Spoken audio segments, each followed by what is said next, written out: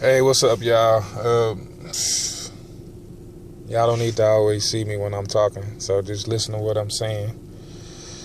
It's Mr. Neo the Don, Blake Foster. Uh, it's on my mind to share this testimony. Otherwise, I just keep it to myself. But I feel like it's a good testimony, of how God works and stuff, and how He sets things up, basically, to help other people. So let me get to what happened this past week. I was coming home. First of all, I done moved back to the hood. You know what I'm saying? Moved back to the hood and just chilling. You know what I'm saying? Same old life as usual. But I ran into this one guy, this little younger guy. Like I was driving down the street. This is how it happened. I was driving down the street. He was walking. You know what I'm saying? And this young guy, like years ago when I was in the hood and I stayed with my moms or whatever, he came and rang my doorbell like extremely late one night. And my mom, she came. I'm talking about this this probably like 5 years ago or something, man.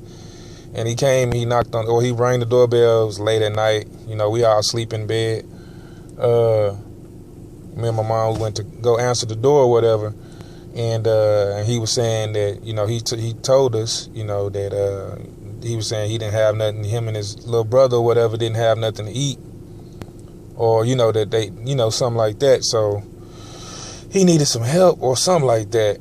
But this guy, he's young. He's a young guy, but you know what I'm saying, I'm 6'2", he about 6'2", 6'3", big guy, just like me, whatever.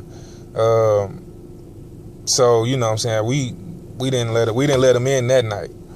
So I went to sleep, had a dream that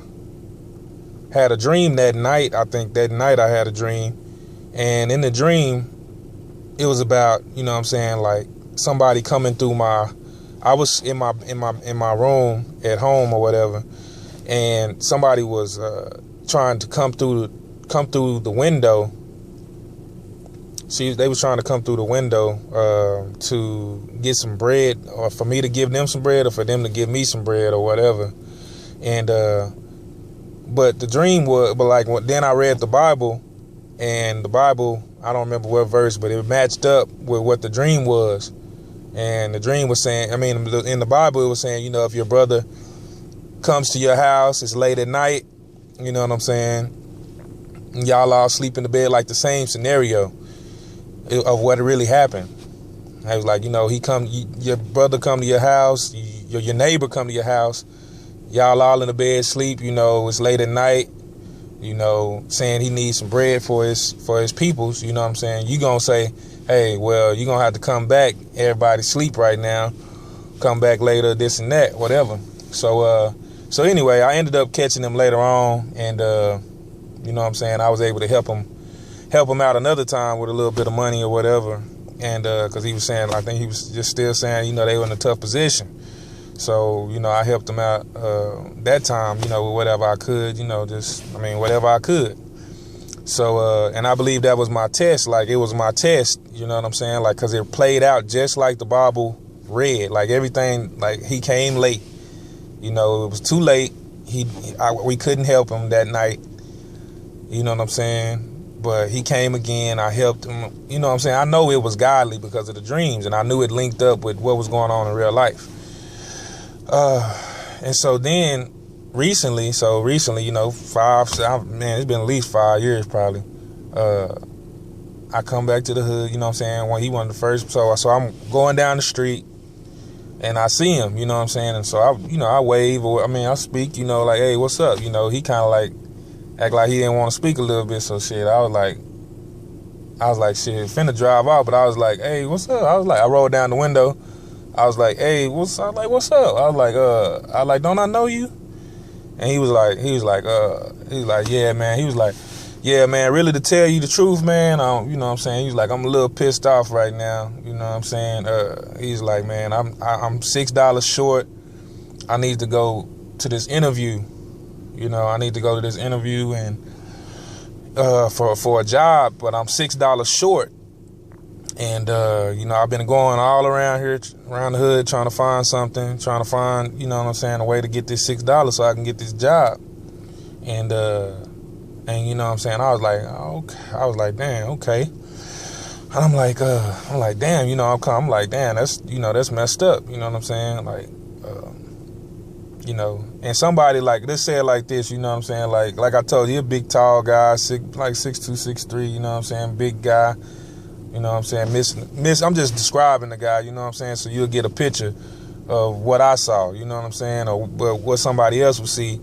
They probably wouldn't even, they might not deal with him. He got tattoos all over his face and this and that, like, so they might just off top just start judging him and, think he lying and, he don't want nothing good for himself and, just all that kind of stuff, the stigma that they give young African Americans, that's from the hood, that's probably what some people would have thought, but I'm like, it's all good. It's like, basically, like, I'm kind of like this, I'm like, man, if I get hurt or if anything happened to me helping people, then that's what it's meant to be, because I'm going to help people, I'm gonna listen to my Lord and I'm gonna help people, and I can't be afraid to put myself out there to help people, so I have to do this, I have to trust the Lord that He gonna protect me wherever I go, whatever I do, whoever I deal with, I just have to show and spread the love. So I'm telling him, so I tell him, I say, hey, all right, well, I'll tell you what, go ahead. I say, hop in the car, like, we was right up the street from my house. I was like, hop in the car, roll with me real quick. So, we roll, pull up in my driveway, whatever.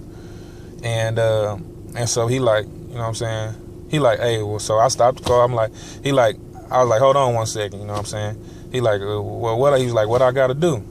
I was like, oh, you ain't got to do nothing, brother. Just hold on one second. So, so then I, got him the $6, and gave him the $6, and, told him, God bless, and, I told him, I feel like when these opportunities come, I gotta, I done gave you something as far as money or whatever, I feel like I want to share the word or not. And it ain't even like a deep, like holy roly type thing. Like, it's just like, I just told him, hey man, and don't forget about Jesus. I say, hey bro, don't forget about Jesus. Like, basically tell him, don't lose faith. Don't forget about Jesus. He got you. And the young guy, he's like, yeah, man. He's like, yeah, man. And when he walked off, he's like, smiling, He's like, yeah, man, I always think about him, He's like, I'm always thinking about him, So that was that day. So after he left, I prayed for him, I said, in Jesus' name, Lord, I pray for him to get that job. I pray for him, he told me he had 2 kids, and, it's Christmas time coming up. So, he want to have some bread and stuff for him. So just period, for life, period. So, I prayed for him and, that he'd be able to get that job and, be what he want to be in life, and live a good, productive life. So I prayed that for him in Jesus' name. So, a few days later, I see him again. He come ring my doorbell, and I see him, like, cause I seen him earlier that day, and I'm like, damn, dude, I'm like, dude, shaved up and shit. He got some nice clothes on and shit. I'm like, okay, shit. I'm like, dude coming up. So he come to my door, he ring my doorbell or whatever, and he tell me, he was like, hey, I just really wanted to come by and tell you, talk to you. Cause I asked him, I was like, hey, did you get the job? He was like, yeah, well, that's what I wanted to come by and talk to you about. Like, I got the job. He was like, I got the job or whatever, And I was like, well, that's good, man. Congratulations, So, that's a prayer answer right there, And, because I was willing to be open to be kind and give what I had, I ain't rich, $6 is something, You know what I'm saying? But it's kind of like when the person, the woman put the penny in. You know what I'm saying? When she put the penny in when she was at church and she put the penny in, in the collection plate, and that was all she had. You know what I'm saying? That was like $1 million to her, because she didn't even have nothing. She put a penny in, but that was like $1 million to her. You know what I'm saying? And to a rich person, to those Pharisees, that was nothing. You know what I'm saying? They giving thousands of dollars, all this kind of stuff, but they have millions of dollars on top of that. So it really is minor. It look good, but it's really minor. But the penny is really major because she doesn't have anything. You know what I'm saying? So it's kind of like, like that $6 was $1 million. You know what I'm saying? To us. I don't have it that much like that, and he don't have it at all. So that was like $1 million, and what it was worth like priceless, or $1 million. You know what I'm saying? Like, it's this young man going and getting a job. Ain't no telling, what I'm saying, what he be into in the streets. I don't know. You know what I'm saying? But for him to get off the streets and have a job and be, being a productive father and citizen, that's the blessing. That's priceless. That's worth more than that $6. You know what I'm saying? So so that was, that was a blessing. So we just chopped it up a little bit, talking about that, and talking about how he got the job, and he needed some additional help. You know what I'm saying? Until he get his paycheck next week. You know what I'm saying? So he sold me some cologne or whatever. You know what I'm saying?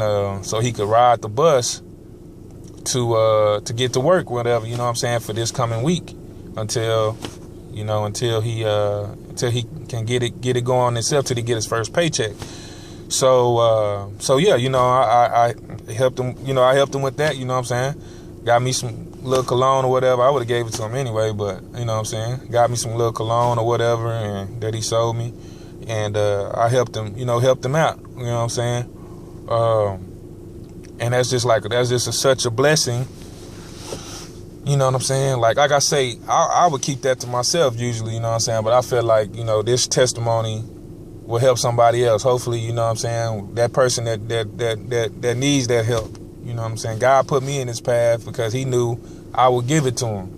He knew I would be respectful to God's love, and I gave it to him. You know what I'm saying?